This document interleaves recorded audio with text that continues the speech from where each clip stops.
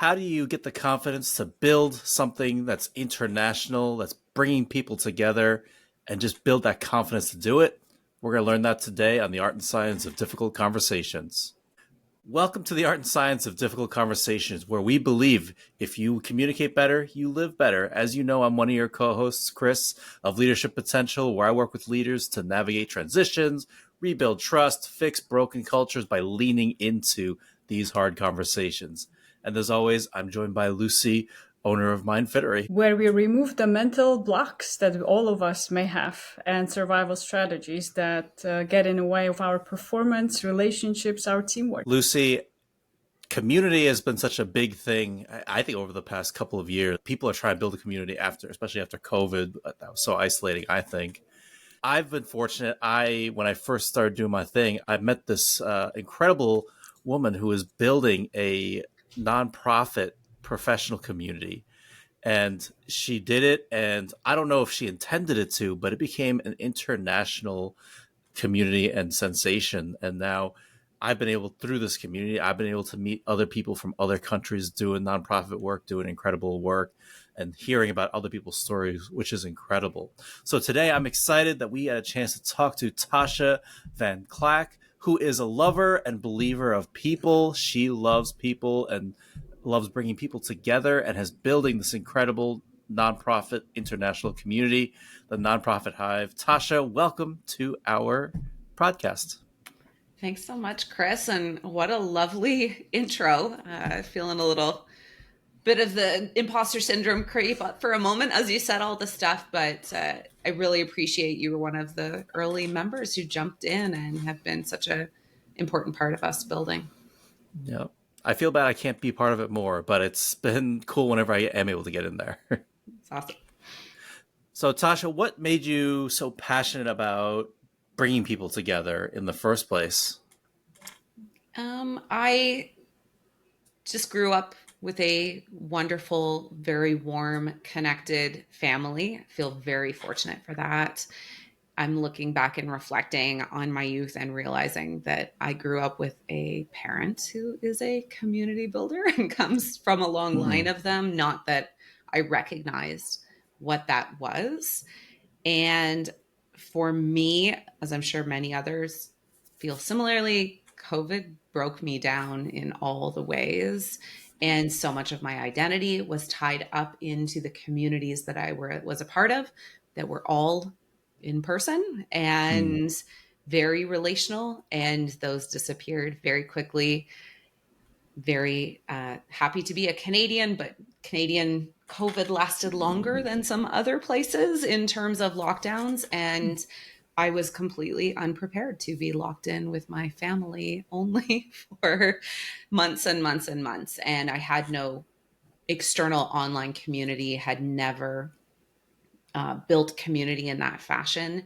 And so for me, initially, it was a deep need that I had to start building communities that existed out of real life, because that's where my life all of a sudden was living. And some of that started on LinkedIn, but over time it evolved into going, where's the nonprofit communities online, and realizing they just didn't really seem to exist.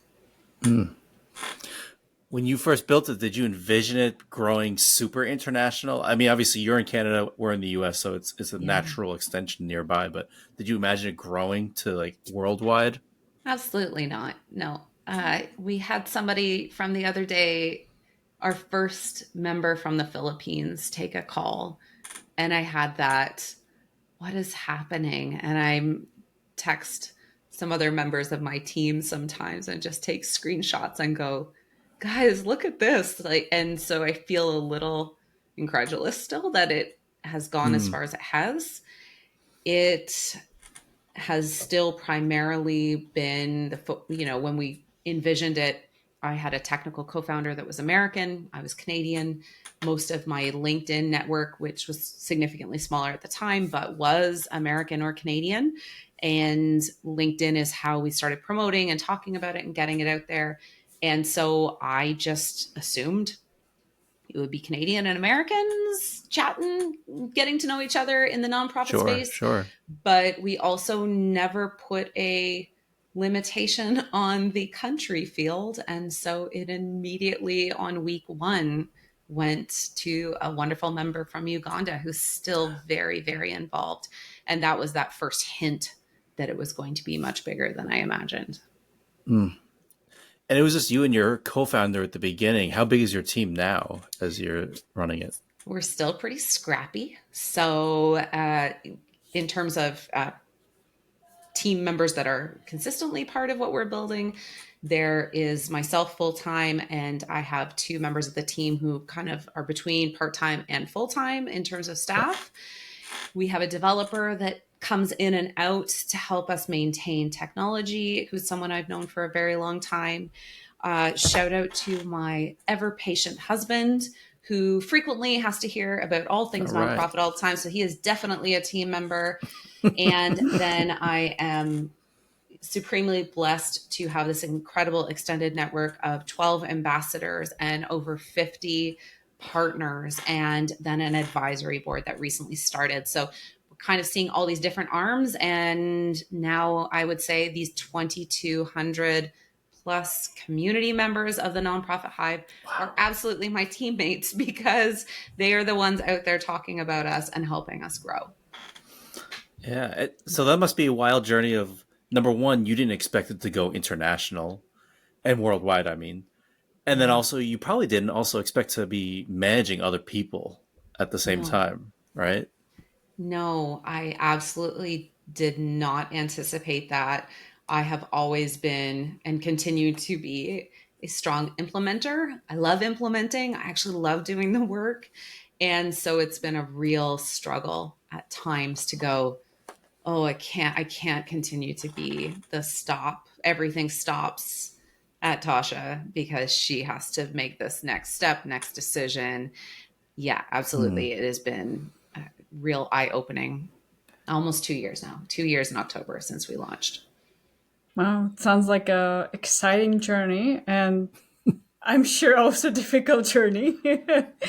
And it sounds like of self-evolution, not just the evolution of the community and growth, but also the personal growth, as I'm hearing.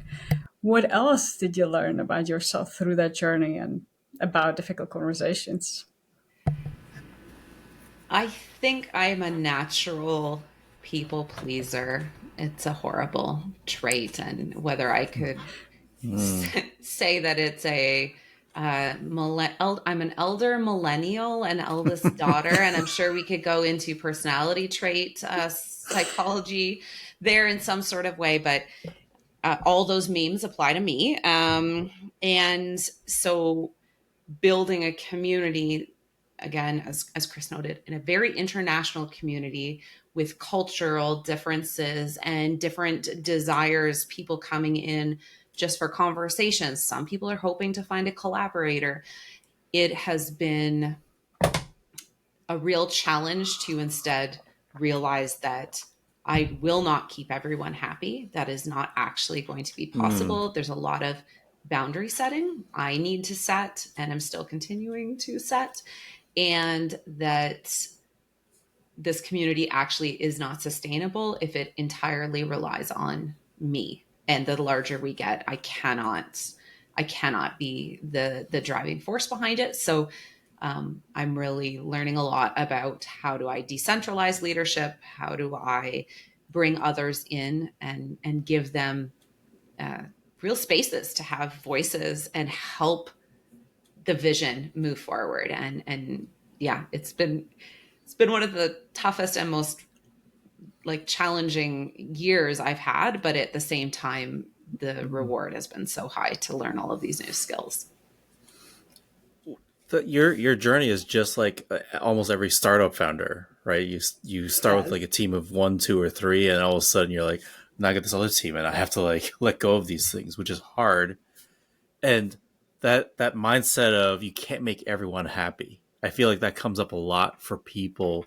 What helped you make that shift? Or are you still in the middle of that shift of I still have to disappoint people or make them angry with stuff? It is still ever evolving. I can probably list 5 times in the last week where either I got a LinkedIn message or an email or a text from somebody related to this community that made me initially feel embarrassed, feel concerned, Mm. feel worried about reputation. And instead, I'm working really hard to shake off those moments, not become super reactive, take it back instead to a greater team and go, my reaction is this to this message. How's everyone else feeling about this? Because Yeah. it's not just my feelings anymore that are, it was easy in the early days to hold that tight, but I'm very much working on my reactive times to sit sometimes in the discomfort of knowing that I've disappointed somebody, but that might be part of what it takes to build at this point. That's a huge perspective shift that we don't talk about on this episode, on this podcast very much. Is like we always talk about our own, like how are we managing our own internal reactions. But I'd love for you to talk about for your team or for other people in the community that's still, how are you helping them manage it as well? How are you helping them manage like these negative or critical feedback statements you're getting?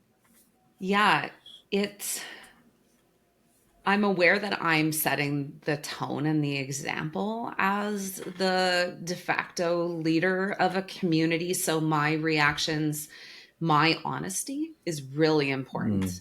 And one of probably my weird secret strengths that I didn't realize was necessarily a strength is that I'm not in, I can be embarrassed. I still get embarrassed. I'm not like somehow beyond being embarrassed, but I also am pretty good at going, look at this mess up that I just did, and very publicly building, I guess. So Mm. compared to a lot of startup founders I know, and I'm at a great co-working space called Builders Club here in the city I live in.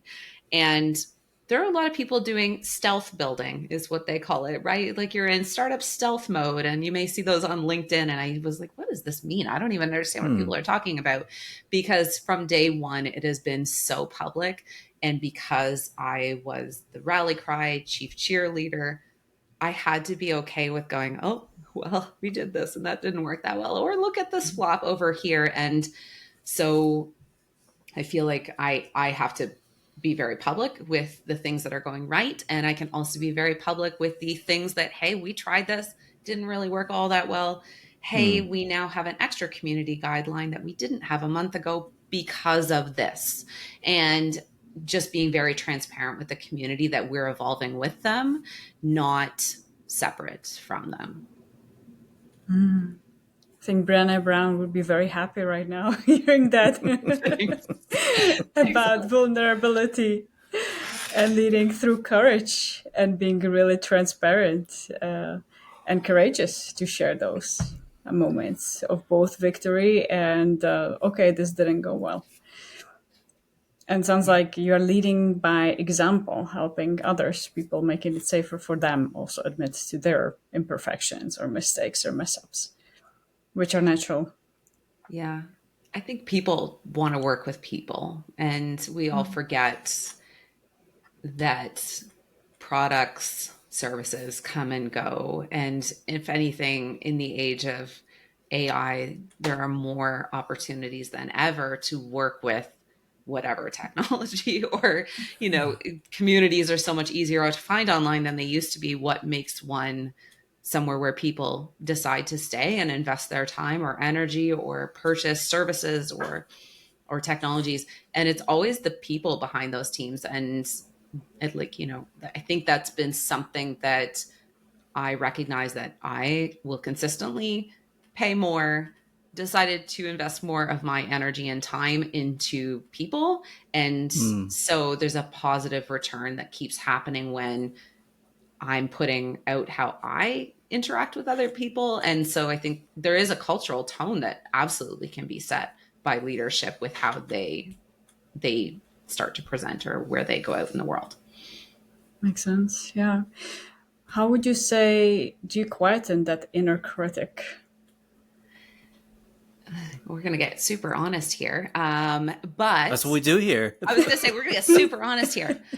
One, I had a brain injury about 9 years ago that absolutely weirdly, between almost dying and also afterwards, it was like almost a switch that got turned off to a large degree. And then I don't know if it's the brain damage or the almost dying, with the combination of the both. I'm also over 40. I think that helps a little bit in our inner confidence, but it was like this coalescing of a whole bunch of things at the same time that had me go, but like, I stopped worrying about a bunch of things that I have certain people's opinions who I deeply value.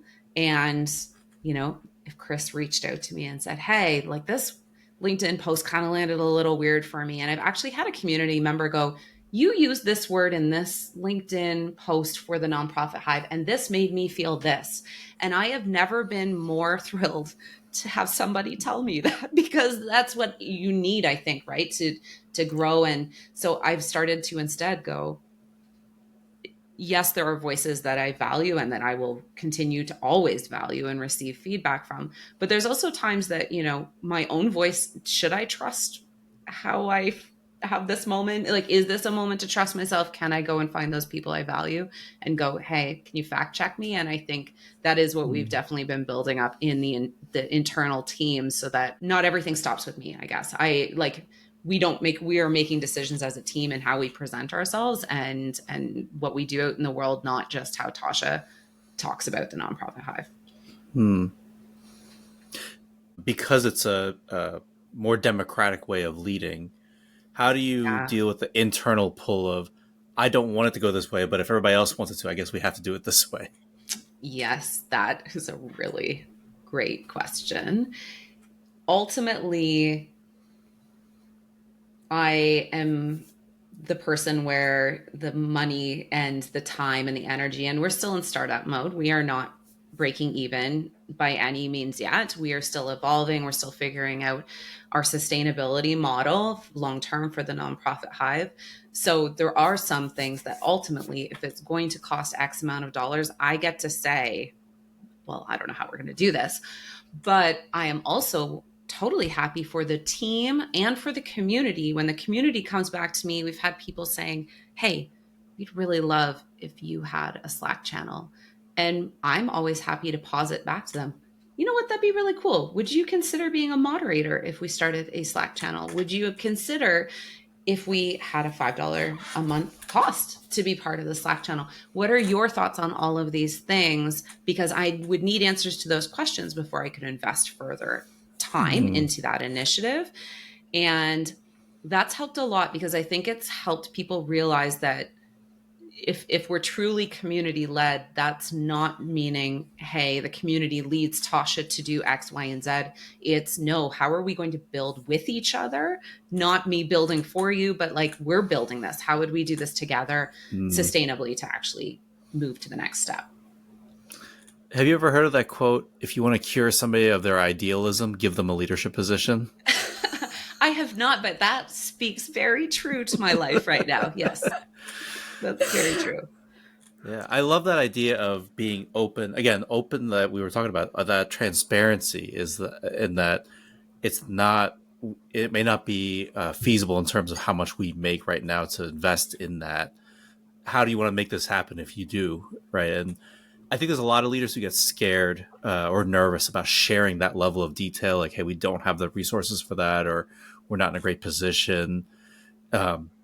Outside of like suggesting other people get brain injuries or experience harrowing life or death situations, would not recommend. Yeah. How else can other people get confident or comfortable with that idea, that level of vulnerability and transparency?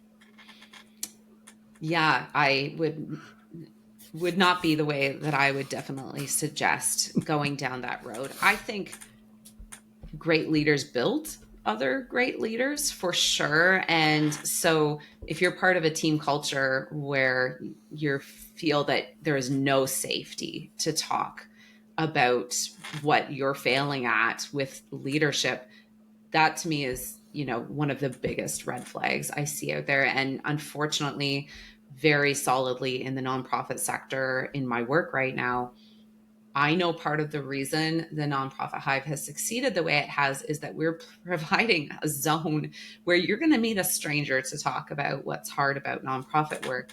And it makes me sad that that's where we're at right now in the sector, but that's the reality. The psychological safety within teams is very, very low. And I can also see people who show up and have been working at the same org for 20 years. And the one reason they frequently say they have stayed is because either they have had a great leader or they're now modeling great leadership. And they come in with a totally different story about how nonprofit work goes for them, which so I think having a great example for a leader is really, really important. And sitting in and among your peers also to talk about, leadership and what your leaders are getting right or wrong, I think is really important. Peer-led learning to me is the future of work. And because things are changing so fast, I think one of my members said to me, I think we're done with the sage on the stage. And I do think there's a little bit of that happening out in the world when it's so easy to take a course on this or, you could read all of these articles. It becomes very different. So I think being in community with other people who maybe are at the same stage as you and going, hey, what are you finding that's been really helpful? What have you been paying attention to? What does your leader do? I think we sometimes ignore meeting other people at the same stage we're at and figuring out how to grow together into maybe leadership roles, because it's not just a top-down mentorship that I think is needed either. I love how you are kind of letting go of, you've mentioned, I wanted to be the implementer. That's what I love. That's what I where you go from being the person who implements to the person who empowers. Sounds like. Trying. Anything else that you notice that you need to let go of? You've mentioned also before letting go of making everybody happy. Yes. So my initial background was marketing and still love marketing. I used to say I was a relational marketer. And what I realized is that a lot of relational marketers are just they're hiding community builders behind them, because I think that those are really intertwined. But when it comes to things on letting go of, it absolutely getting out there is way more important than having something perfect, whether that's your marketing, whether that's a product you're building. It is going to evolve because we're all evolving. I know, Lucie, you said the word evolving earlier, and we're always evolving. So those of us who get really caught up in something presenting as perfect, it's going to change anyway. So why are we worried about it being perfect? I think it being real right now, everyone's trying to tangibly grab onto something real. And I think that's why community is such a buzzword and everyone's talking about building it, because they're looking for real spaces with others that are, it's hard to find spaces where you can go, well, that was written by a real person for sure. AI had nothing to do with that. So I think we're looking to grab onto that again. And yeah, putting it real versus perfect every day, all day has been, I work on that little sign up telling me go for real over perfect. I love it.